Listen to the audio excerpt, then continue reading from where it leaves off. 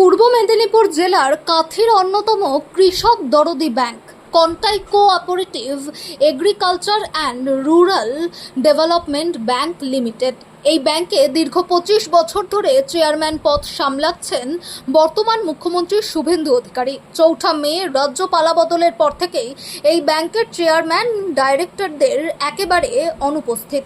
সে কারণে ব্যাংকের পরিষেবা পেতে হয়রানির শিকার হচ্ছিলেন গ্রাহকরা। খবর পেয়ে ব্যাংকে আসেন কাথি লোকসভা কেন্দ্রের সাংসদ সৌমেন্দু অধিকারী। তার উপস্থিতিতে এই কার্ড ব্যাংকের চেয়ারম্যান সতীশ চন্দ্র সাহা তিনি পদত্যাগ করেন।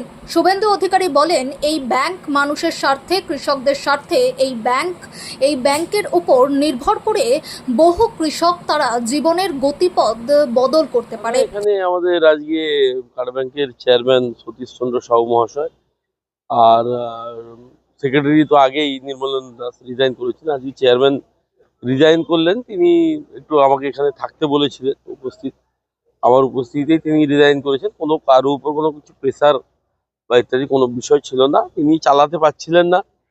স্বাভাবিকভাবে এই বোর্ড তো নির্বাচনের নামে একটা প্রহসন করে প্রতিষ্ঠিত হয়েছিল, আর ডিরেক্টর নির্বাচনও সেই স্বাভাবিকভাবে ডেলিগেটদের যারা ওই প্রহসনের মাধ্যমে নির্বাচিত তাদের দ্বারা ডেলিগেট নির্বাচন।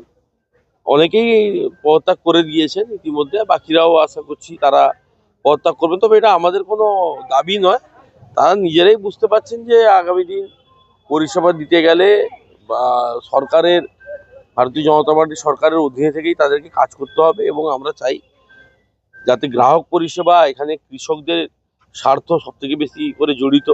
এতদিন এই সরকার কৃষক স্বার্থবিরোধী কাজ করেছে। কৃষকদের স্বার্থকে সুরক্ষিত রাখতে হবে এবং কৃষকদের স্বার্থকে সুরক্ষিত রাখার লক্ষ্যেই আমরা এখানে এসেছিলাম।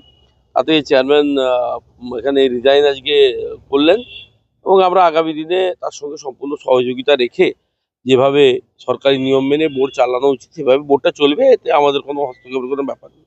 শুভেন্দুবাবু তো ছিলেন এই ব্যাংকে, তো সেক্ষেত্রে তখনকার ব্যাংক আর এখনকার ব্যাংকের মধ্যে কি তফাৎ দেখছেন? দেখুন, পরিষেবা তো বিঘ্নিত হয়েছে স্বাভাবিকভাবেই। শুভেন্দুবাবু থাকাকালীন ব্যাংক যতটা সুন্দরভাবে সুষ্ঠুভাবে চলছিল তার, আর এখানে তো একেবারে ক্যামাক স্ট্রিটের অঙ্গুলি হেলনে এই ব্যাংক পরিচালিত হতো।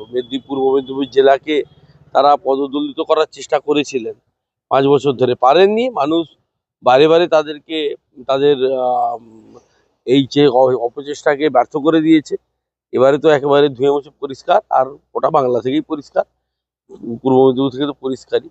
এবং আমরা আগামীতে ব্যাংকের আবার সুদিন ফিরে